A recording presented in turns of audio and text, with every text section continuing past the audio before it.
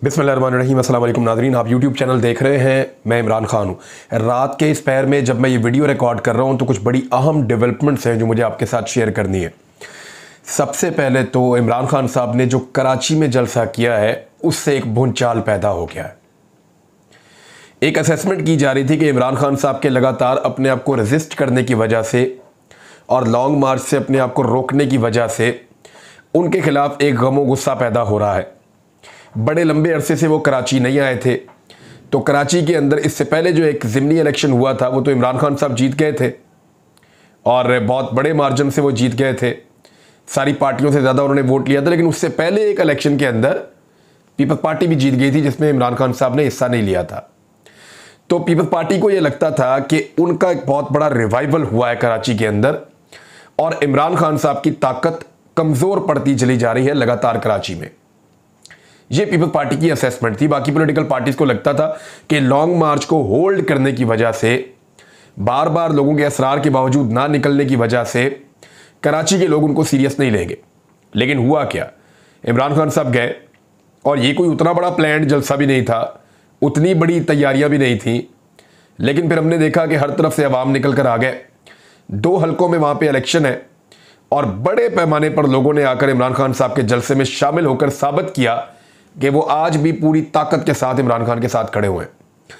और इसको देखने के बाद जो भूचाल आया, बिलावल जरदारी आज एक प्रेस कॉन्फ्रेंस करने जाएंगे। आज के दिन में जब आप ये वीलॉग सुन रहे हैं, मैं बता देता हूं आपको क्या कहेंगे कि इमरान खान साहब को कराची याद आ गया, कराची को उन्होंने उनका हक नहीं दिया, कराची को जो वादे किए गए वो पूरे नहीं किए, 3.5 साल तक कराची को कुछ नहीं दिया। और भी कराची में जो पहली दफ़ा बसें आई है ना, वो पाकिस्तान तहरीक इंसाफ लेकर आई है। कराची के अंदर जो पहली दफ़ा सर्कुलर वो हाईवे बन रहा है वो पाकिस्तान तहरीक इंसाफ लेकर आई है। कराची को पहली मरतबा जो हक देने की कोशिश की है वो पाकिस्तान तहरीक इंसाफ ने की है। इससे पहले तो सिर्फ कराची में ऑपरेशन ही होता था और तो कुछ होता नहीं था। और अगर पाकिस्तान पीपल्स पार्टी पिछले 15 साल हुकूमत में रहने के बावजूद, जिसमें से एक मरतबा वो फुल इक़्तिदार में खुद थी 5 साल तक, फिर 5 साल तक उनके इत्तेहादी PMLN वाले इक़्तिदार में थे, 10 ये हो गए और 6 महीने ये भी लगा ले, तो 10 साल और 6 महीने का हिसाब, और उसके अलावा सिबाई हुकूमत है उनकी पिछले 15 साल से, उसका हिसाब कौन देगा। यानी पीपल्स पार्टी ने रूल किया कराची के ऊपर और कराची का बेड़ा गर्क किया है। कराची के लोगों के लिए इस शहर में रहने की गुंजाइश नहीं छोड़ी। कराची तो कराची, इंटीरियर सिंध को तबाह बर्बाद कर दिया। दादू के लोग बिलावल को ढूंढ रहे हैं, मुराद अली शाह को ढूंढ रहे हैं और डंडे पकड़ के ढूंढ रहे हैं। वो कह रहे हैं खुदा का वास्ता हमारे सामने तो आओ, हम आपसे पूछे कि हमें क्यों डबोया है। उनका ये क्लेम है कि हम डूबे नहीं हैं, हमें डबोया गया है दुनिया से पैसा इकट्ठा करने के लिए। और आज PJ मीर साहब ने मुझे ये बताया, सीनियर जर्नलिस्ट हैं, उन्होंने बताया कि जो पैसा बाहर से आ रहा है उसको IMF के साथ एडजस्ट किया जा रहा है। जो सैलाब मुतासरीन के लिए गरीबों का पैसा आ रहा है उसको IMF के साथ एडजस्ट किया जा रहा है। सिर्फ उसके बदले में मिल क्या रहा है, NRO2। और गरीबों को क्या मिल रहा है, कुछ भी नहीं, धक्के। हम जहां पे भी सिंध में, बलूचिस्तान में, पंजाब में जाते हैं, किसी को कुछ नहीं मिल रहा। कोई हुकूमत किसी को कुछ नहीं दे रही, सवाए खैबर पख्तूनख्वा की हुकूमत ने कुछ काम किया है, या बलूचिस्तान के अंदर में कहीं कहीं फौज नजर आती है, लेकिन उनके पास भी सामान होगा तो वो देंगे ना, वो कहां से सामान ला कर देंगे। तो जो कुछ भी हुकूमत को मिल रहा है वो सारा कुछ हुकूमत कहां कर रही है, इसका आइडिया आपको अच्छे से हो जाना चाहिए। PJ मीर साहब ने आज क्लेम भी किया है। इस जलसे के बाद अब भूचाल मचेगा। बिलावल की आज की प्रेस कॉन्फ्रेंस होगी। रात गए MQM वाले इकट्ठे हो गए।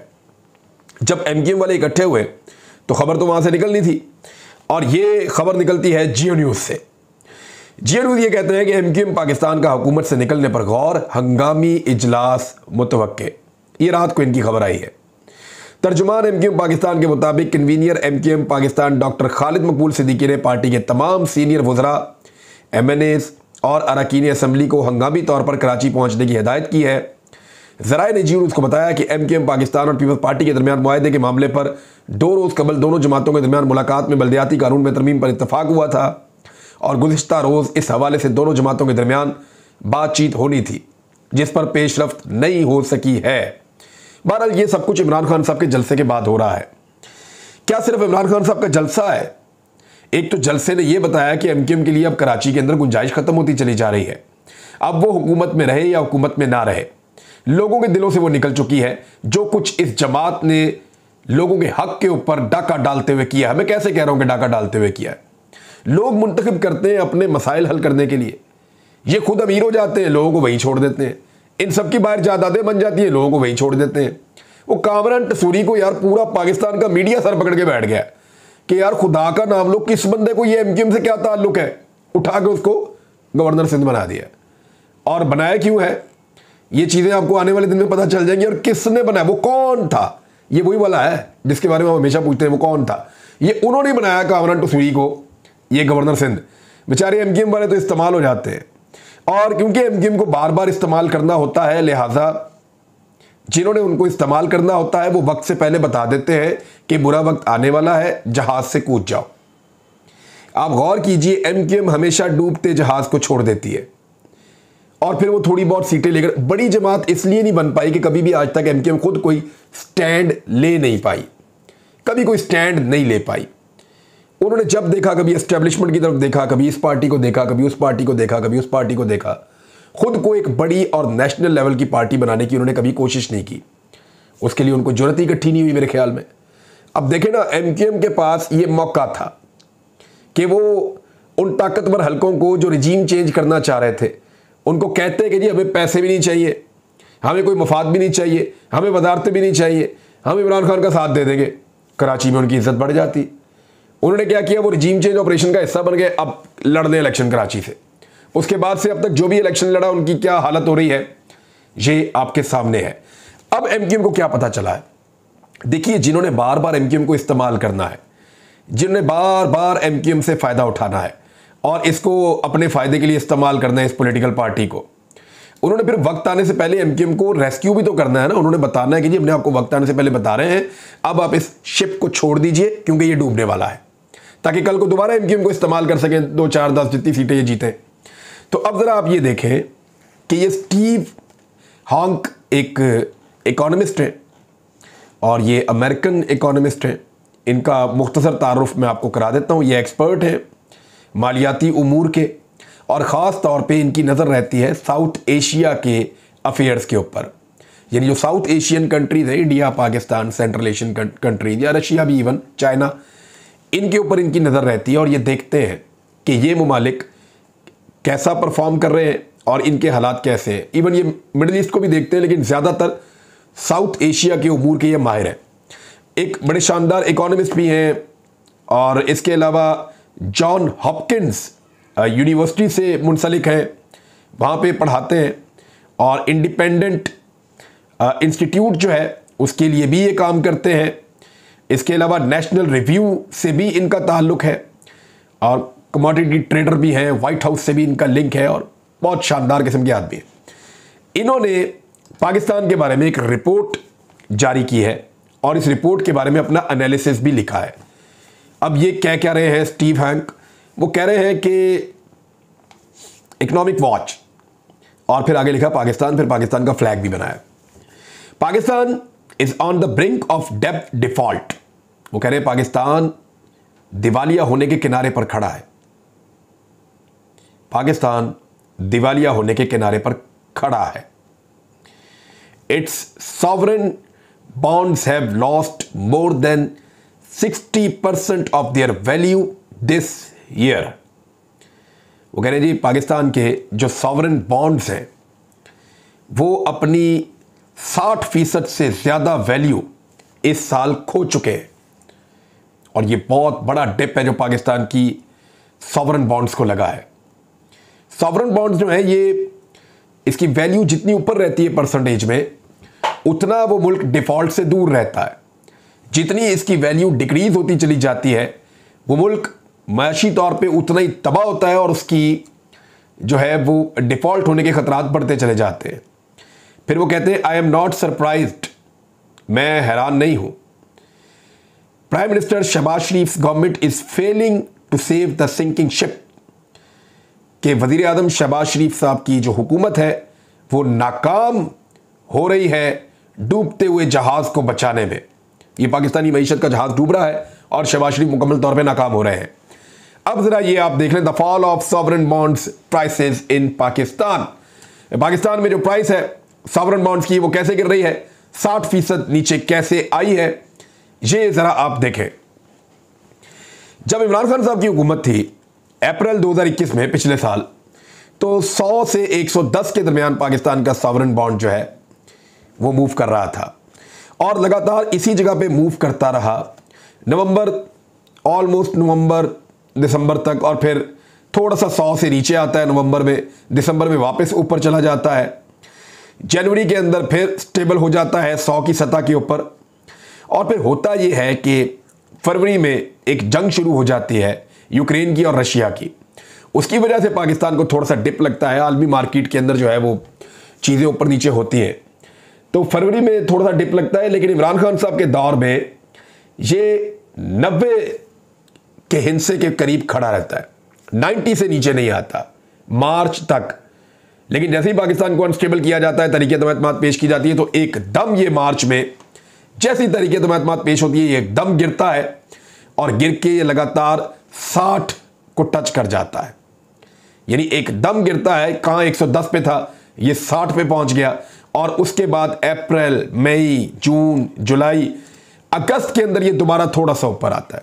वजह क्या है? IMF आपको पैसा दे रहा है, कुछ आपके मुल्क के अंदर पैसा जमा हो रहा है, कुछ आप मांग तांग के कर रहे हैं, तो थोड़ा बहुत आप अपने आप को स्टेबल करने के काबिल होते हैं अगस्त में, और आप $45 से आप वापस पहुंचते हैं लगभग $70 तक, और उसके बाद फिर ये दोबारा गिरना शुरू होता है।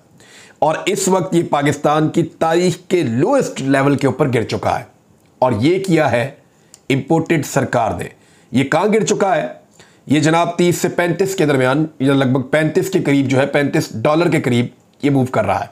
इमरान खान साहब के दौर में $110 और उसके करीब 100 से 110 के बीच में, और इस वक्त ये अक्टूबर 2022 की रिपोर्ट के मुताबिक ये लगभग 30 से 35 के बीच में मूव कर रहा है, $35 में। और ये है इतना बड़ा फॉल पाकिस्तान की इकॉनमी में कि पाकिस्तान अब कोई हैरत नहीं होगी इस आलमी पाए के मईशतदान को अगर पाकिस्तान की इकॉनमी डिफॉल्ट कर जाती है तो। अब यहां से पाकिस्तान को कैसे बचना है? एक ही रास्ता है, आप पाकिस्तान में इलेक्शन कराएं, पाकिस्तान के लोगों को फैसला करने दें, पाकिस्तान की मार्केट खुले, यहां पे पैसा सर्कुलेट हो, बाहर से पैसा पाकिस्तान में आए, पाकिस्तान की एक्सपोर्ट्स के अंदर इजाफा हो। मैं आपको एक ऐसी चीज बताने लगा हूं कि आप हिल कर रह जाएंगे। मेरे एक दोस्त मुझे आज मिलने के लिए आए और उन्होंने मुझे कहा कि 1,87,000 LCs पेंडिंग पड़ी हुई है पोर्ट्स के ऊपर। कंटेनर्स आ रहे हैं, लगते जा रहे हैं, कंटेनर्स आ रहे हैं, लगते जा रहे हैं। सिर्फ इसहाक डार की पॉलिसी है कि हमने डॉलर पाकिस्तान से बाहर नहीं जाने देना और डॉलर की कीमत को रोक कर रखना है। अगर ये 1,87,000 LCs को, जिनको खोलना पड़ जाएगा वरना पाकिस्तान में बहरान पैदा हो जाएगा, लोग कारोबार छोड़ के पाकिस्तान से चले जाएंगे, और अगर इसको खोला और इस माहौल को खुलने दिया गया तो ये डॉलर, मेरे वो दोस्त मुझे बताकर गए, अल्लाह ना करे ऐसा हो, लेकिन उन्होंने कहा कि 250 से 300 के दरमियान कहीं पे भी जाके शूट कर जाएगा अचानक।